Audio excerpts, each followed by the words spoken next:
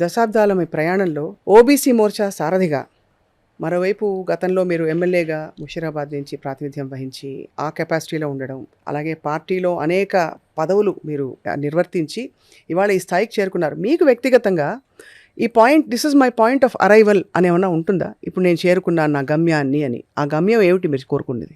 గమ్యం ఒకటే, ఈ దేశం ప్రపంచంలోనే అత్యున్నత శిఖరానికి ఎదగాలని. అది ఇప్పుడిప్పుడే మోదీ గారి నేతృత్వంలో ప్రపంచం గుర్తిస్తున్నది. అండ్ భారతదేశం కూడా అన్ని రంగాల్లో కూడా ముందుకు దూసుకుపోతుంది.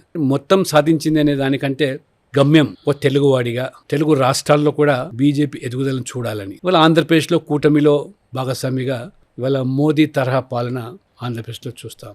మోదీ గారి పాలన ఆంధ్రప్రదేశ్ మోదీ తరహా పాలన, ఎందుకంటే ఇవాళ మోదీ గారి యొక్క సంపూర్ణమైనటువంటి సహకారంతో, మద్దతుతో ఎక్కడ ఉన్నటువంటి ఆంధ్రప్రదేశ్ క్రమేణా ఇప్పుడు మళ్ళీ చక్కదిద్దుకుంటా ఉన్నది. కనీసం we could able to see hour presence in Andhra Pradesh. తెలంగాణలో ఆ కొరత కనబడుతుంది కాబట్టి తెలంగాణలో కూడా బీజేపీ డబుల్ ఇంజిన్ సర్కార్, మోదీ నాయకత్వంలో మోదీ తరహా పాలన